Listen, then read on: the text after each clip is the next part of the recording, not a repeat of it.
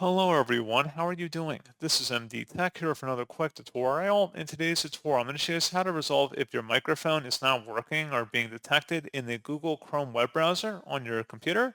So if you've already tested your microphone settings and they seem to be working in the Windows Sound portal, and it's just an issue only with Google Chrome and not any other web browsers, in today's tutorial, I'm going to hopefully be able to resolve it for you.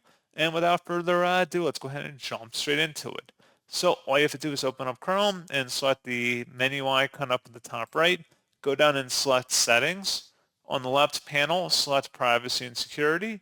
And then on the right side, you want to select the Site Settings button. And now underneath Permissions, select Microphone and select the Sites Can Ask to Use Your Microphone option. And make sure the correct microphone is selected up here at the top.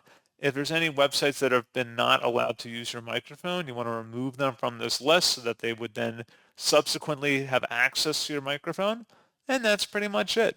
So as always, thank you guys for watching this brief tutorial. I do hope that was able to help you out, and I do look forward to catching you all in the next tutorial.